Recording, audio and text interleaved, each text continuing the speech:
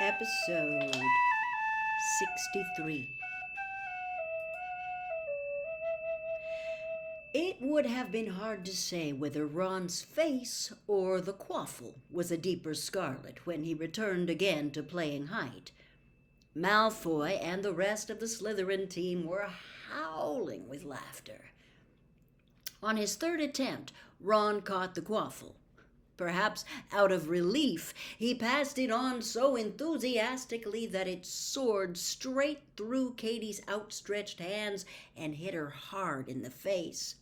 "Sorry," Ron groaned, zooming forward to see whether he had done any damage. "Get back into position. She's fine," barked Angelina. "But as you're passing to a teammate, do try not to knock her off a broom, won't you? We've got bludgers for that." Katie's nose was bleeding. Down below, the Slytherins were stamping their feet and jeering. Fred and George converged on Katie. "Here, take this," Fred told her, handing her something small and purple from out of his pocket. "It'll clear it up in no time." "All right," called Angelina. "Fred, George, go and get your bats and a bludger. Ron, get up to the goalposts. Harry, release the snitch when I say so. We're going to aim for Ron's goal, obviously." Harry zoomed off after the twins to fetch the snitch. "Ron's making a right pig's ear of things, isn't he?" muttered George as the three of them landed at the crate containing the balls and opened it to extract one of the bludgers and the snitch. "He's just nervous," said Harry. "He was fine when I was practicing with him this morning." "Yeah, well, I hope he hasn't peaked too soon," said Fred gloomily. They returned to the air. When Angelina blew her whistle, Harry released the snitch, and Fred and George let fly the bludger. From that moment on, Harry was barely aware of what the others were doing. It was his job to recapture the tiny, fluttering golden ball that was worth 150 points to the Seekers' team, and doing so required enormous speed and skill. He accelerated, rolling and swerving in and out of the chasers, the warm autumn air whipping his face, and the distant yells of the Slytherins, so much meaningless roaring in his ears.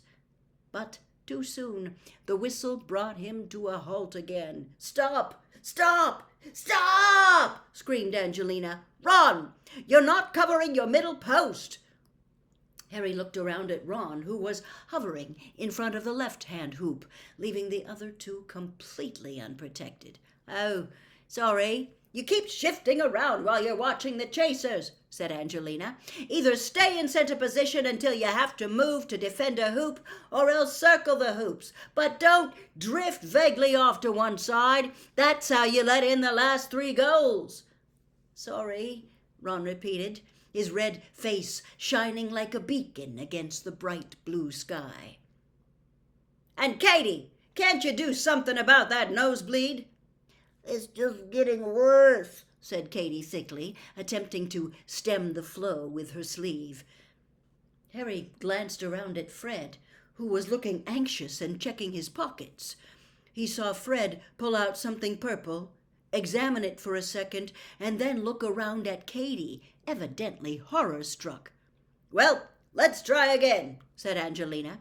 She was ignoring the Slytherins, who had now set up a chant of "Gryffindor loses! Gryffindor loses!" But there was a certain rigidity about her seat on the broom, nevertheless. This time they had been flying for barely 3 minutes when Angelina's whistle sounded. Harry, who had just sighted the snitch circling the opposite goalpost, pulled up, feeling distinctly aggrieved. "What now?" he said impatiently to Alicia, who was nearest. "Katie," she said shortly. He turned and saw Angelina, Fred, and George all flying as fast as they could toward Katie. Harry and Alicia sped toward her too. It was plain that Angelina had stopped training just in time.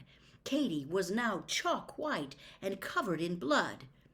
"She needs the hospital wing," said Angelina. "We'll take her," said Fred. "She might have swallowed a blood blister pod by mistake." "Well, there's no point continuing with no beaters and a chaser gone," said Angelina glumly, as Fred and George zoomed off toward the castle, supporting Katy between them. "Come on, let's go and get changed." The Slytherins continued to chant as they trailed back into the changing rooms. "How was practice?" asked Hermione, rather coolly, half an hour later, as Harry and Ron climbed through the portrait hole into the Gryffindor common room. "It was," Harry began. "Completely lousy," said Ron in a hollow voice, sinking into a chair beside Hermione. She looked up at Ron, and her frostiness seemed to melt. "Well, it was only your first one," she said consolingly. "It's bound to take time to—" "Who said it was me who made it lousy?" snapped Ron. "No one," said Hermione, looking taken aback. "I thought—" "You thought I was bound to be rubbish?" "No, of course I didn't. Look, you said it was lousy, so I just—" "I'm going to get started on some homework," said Ron angrily, and stomped off to the staircase to the boys' dormitories and vanished from sight. Hermione turned to Harry. "Was he lousy?" "No," said Harry, loyally. Hermione raised her eyebrows. "Well, I suppose he could have played better," Harry muttered, "but it was only the first training session, like you said." Neither Harry nor Ron seemed to make much headway with their homework that night. Harry knew Ron was too preoccupied with how badly he had performed at Quidditch practice, and he himself was having difficulty getting the chant of "Gryffindor losers" out of his head. They spent the whole of Sunday in the common room, buried in their books, while the room around them filled up, then emptied. It was another clear, fine day, and most of their fellow Gryffindors spent the day out in the grounds, enjoying what might well be some of the last sunshine that year. By the evening, Harry felt as though somebody had been beating his brain against the inside of his skull. "You know, we probably should try and get more homework done during the week," Harry muttered to Ron, as they finally laid aside Professor McGonagall's long essay on the Anatomatus conjuring spell, and turned miserably to Professor Sinistra's equally long and difficult essay about Jupiter's moons. "Yeah," said Ron, rubbing slightly bloodshot eyes and throwing his fifth spoiled bit of parchment into the fire beside them. "Listen, shall we just ask Hermione if we can have a look at what she's done?" Harry glanced over at her. She was sitting with Crookshanks on her lap and chatting merrily to Ginny as a pair of knitting needles flashed in midair in front of her, now knitting a pair of shapeless elf socks. "No," he said heavily. "You know she won't let us." And so they worked on while the sky outside the windows became steadily darker. Slowly, the crowd in the common room began to thin again. At 11:30, Hermione wandered over to them, yawning. "Nearly done?"